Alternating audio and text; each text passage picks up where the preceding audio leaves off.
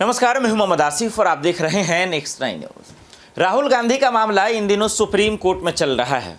CGI Chandrachud की अदालत पर कांग्रेस के कार्यकर्ता, उनके नेताओं की निगाहें टिकी हुई हैं। उन्हें लगता है कि राहुल गांधी की सदस्यता वापस हो जाएगी और मोदी सरकार को मुंहतोड़ 2024 में जवाब देंगे। इसीलिए वकील तो वकील, उनके नेता, उनके कार्यकर्ता जो है पूरे आक्रोश में आकर बयान दे रहे हैं, सबूत दिखा रहे हैं। अब जब से सुप्रीम कोर्ट ने पुलिस मोदी को जब से नोटिस भेजा है, उनके लिए खटिया खड़ी हो गई है, उनके लिए परेशानियां खड़ी हो गई हैं और वो जवाब क्या देगा इस बात को सोच रहा। अब वो दरअसल जो है उनकी चालाकी जो है अब पकड़ी गई है। अब इसीलिए क्या कांग्रेस तो नहीं कह रहा कि राहुल गांधी की जीत निश्चित है? क्या कुछ कह रहा है, जरा सुनिए। और आज हम जिस भारतीय राष्ट्रीय कांग्रेस का झंडा बुलंद कर रहे हैं, जिसके बारे में हमारे युवा आमदार जीशान ने कहा, वो भारतीय राष्ट्रीय कांग्रेस महात्मा गांधी के विचारों पर चलने वाली कांग्रेस है, जो कहते थे रघुपति राघव राजा राम, पतित पावन सीताराम, ईश्वर अल्लाह तेरो नाम, सबको सन्मति दे भगवान। और हमको गर्व है इस बात का कि 1885 में बनी भारतीय राष्ट्रीय कांग्रेस 1920 में महात्मा गांधी के नेतृत्व में, पंडित जवाहरलाल नेहरू के नेतृत्व में, मौलाना अबुल कलाम आजाद के नेतृत्व में और सरोजिनी नायडू के नेतृत्व में, सरदार वल्लभ भाई पटेल के नेतृत्व में, सुभाष चंद्र बोस के नेतृत्व में वो पार्टी पूर्ण स्वराज का मांग करती है। और वो कहती है आधी अधूरी आजादी नहीं चाहिए, आजादी चाहिए तो पूरी आजादी चाहिए। और हमें गर्व है कि वही भारतीय राष्ट्रीय कांग्रेस 15 अगस्त 1947 को देश को अंग्रेजों से आजाद कराती है। और देश जब अंग्रेजों से आजाद हुआ, पूरा देश जब आजादी का जश्न मना रहा था, उस जश्न के साथ इस देश के लोग रो रहे थे। इस बात को भी याद रखिएगा, इस देश के लोग रो रहे थे क्योंकि उस वक्त भी वही राजनीति हुई जिस राजनीति को हम 2014 से इस देश में देख रहे हैं। वही राजनीति हुई जो 2014 से आपके व्हाट्सएप पे आ रहा है। एक तरफ मुस्लिम लीग थी और मुस्लिम लीग के नेताओं ने कहा कि दो अलग अलग धर्म के लोग इस देश में एक साथ नहीं रह सकते हैं। दूसरी तरफ हिंदू महासभा थी जिसने कहा कि दो अलग अलग धर्म के लोग साथ में नहीं रह सकते हैं। लेकिन इतिहास याद रखिएगा, बड़े शर्म की बात है कि हिंदू महासभा और मुस्लिम लीग साथ में मिलकर के सरकार बना ली थी। इस बात को याद रखिएगा। यह बात आज जब हम पार्टी की स्थापना दिवस मना रहे हैं तो एक एक कार्यकर्ताओं को याद रखने की जरूरत है कि जो आजादी 15 अगस्त 1947 को इस देश को भारतीय राष्ट्रीय कांग्रेस ने दिलाया है, उस आजादी को अगर कोई बचा सकता है, जिस सपने को महात्मा गांधी ने इस देश में देखा है, उस सपने को अगर कोई बचा सकता है तो उस पार्टी का नाम भारतीय राष्ट्रीय कांग्रेस है और उस नेता का नाम राहुल गांधी है। इस बात को याद रखिएगा। इस बात को याद रखिएगा। जब मैं छोटा था तो मैं अपनी दादी से यह सवाल पूछता था कि दादी ये बताओ, देश जब अंग्रेजों के खिलाफ लड़ रहा था तो दादाजी क्या कर रहे थे? तो मेरी दादी कहती थी, बेटा गरीब लोगों के लिए रोजी रोटी प्राप्त करना आजादी प्राप्त करने से कम नहीं होता है। इस बात को याद रखना। जो साधारण लोग होते हैं अपने रोजी रोटी के लिए संघर्ष कर रहे होते हैं,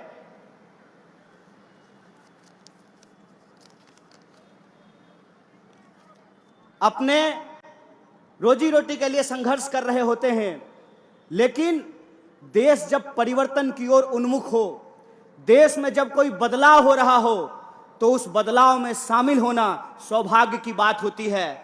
मैं अपने सेवा दल के कुछ साथियों को यहां खड़ा देख रहा हूं। आप लोग भारत जोड़ो यात्रा में शामिल हुए हैं। यह सिर्फ वर्तमान की बात नहीं है, यह इतिहास है और यह इस देश का भविष्य तय करने वाला है। इस बात को याद रखिएगा। इस बात में कोई दो राय नहीं है कि दो तरह के विचार के लोग इस देश में रह रहे हैं।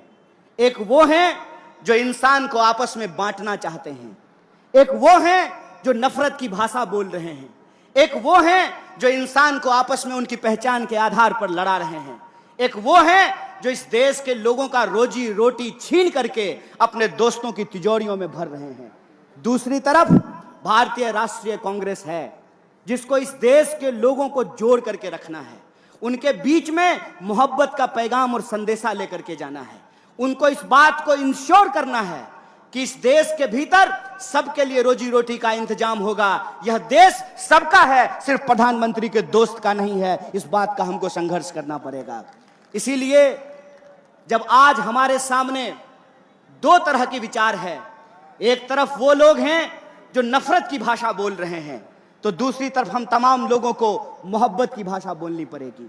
एक तरफ वो लोग हैं जो दंगा फैलाने की बात कर रहे हैं, हिंसा करने की बात कर रहे हैं, तो हमको आपस में मिलजुल करके एकजुट होकर के रहने की जरूरत है। और आप लोगों ने देखा होगा, एक सांसद हैं भोपाल की, सुना है कि नहीं सुना है? मैं उनको साध्वी नहीं बोलता हूं, क्योंकि साध्वी की भाषा में ना हिंसा नहीं होती है। जो सन्यासी होता है वो नफरत की बात नहीं करता है। जो सन्यासी होगा वो नफरत की बात नहीं करेगा, और जो नफरत की बात करेगा वो सन्यासी नहीं हो सकता है। इस बात को याद रखिएगा। तो वो जो सांसद हैं उन्होंने हिंसा की बात की, तो मुझे इसमें ना एक जो है साजिश दिखाई देता है। साजिश जानते हैं क्या है? वो सांसद महोदया एक्चुअली जय शाह के पापा का मजाक उड़ा रहे थे। जय शाह के पापा का मजाक कैसे उड़ा रहे थे? देश का गृह मंत्री कौन है? अमित शाह है ना। तो कानून व्यवस्था का पालन करना किसका काम है? अमित शाह का। तो साध्वी ये कह रही थी कि अमित शाह निकम्मा है, इसीलिए अपने घर में चाकू तेज कर लिए, यही कह रही थी ना। उस बयान का यह भी मतलब तो निकाला जा सकता है कि आप इस देश के बहुसंख्यकों को डरा रहे हैं और आप ये बता रहे हैं कि जय शाह का पप्पा किसी काम का नहीं है, इसीलिए अपने घर में चाकू तेज कर लीजिए। यह बात आपको ठीक लगती है? यहां पुलिस के लोग वर्दी पहन करके खड़े हैं, क्या मैडम हम ही लोग चाकू तेज कर लें तो आप लोग क्या कीजिएगा? उत्तर प्रदेश पुलिस की तरह मुंह से ही ठाई ठाई कीजिएगा? क्या कीजिएगा बताइए? बताइए इस देश की सिक्योरिटी फोर्सेज क्या करेगी? बताइए इस देश की पुलिस क्या करेगी? बताइए इस देश की न्यायपालिका क्या करेगी? बताइए इस देश की अदालतों में क्या होगा? बताइए इस देश में कानून व्यवस्था का क्या होगा? अगर हमको अपने घर में चाकू तेज करना है तो फिर गृह मंत्री किस लिए? अपने बेटा को बीसीसीआई का सेक्रेटरी बनाने के लिए?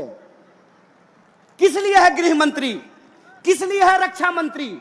इस सवाल को अपने मन में पूछिए, और इस सवाल को जब आप अपने मन में पूछेंगे तब आपको समझ में आएगा कि ये नफरत की भाषा क्यों बोली जाती है। ये नफरत की भाषा इसलिए बोली जाती है ताकि हम आपस में लड़ने लगें, और जब हम आपस में लड़ने लगेंगे तो हमारा रेलवे बेच करके अपने दोस्त की तिजोरी में साहब पहुंचा देंगे। साहब ने कहा कि हम ट्रेन के डब्बे में चाय बेचते थे। गुरु हम आपको चाय बेचते हुए तो नहीं देखे हैं, लेकिन रेलवे बेचते हुए आपको देख रहे हैं। गुरु हम आपको चाय बेचते हुए तो नहीं देखे हैं, लेकिन बीएसएनएल बेचते हुए देख रहे हैं। गुरु हम आपको चाय बेचते हुए नहीं देखे हैं, लेकिन एलआईसी बेचते हुए देख रहे हैं। देख रहे हैं कि नहीं देख रहे हैं? देखा आपने। अब यही सवाल है कि क्या होगा राहुल गांधी को लेकर। अगर वो जीत जाते हैं कोर्ट में, सीजीआई चंद्रचूड़ की अदालत में, तो क्या ये मान लिया जाए कि 2024 में भी राहुल गांधी की ही जीत होगी? क्या ये मान लिया जाए कि मोदी सरकार का पत्ता अब कटने लगा?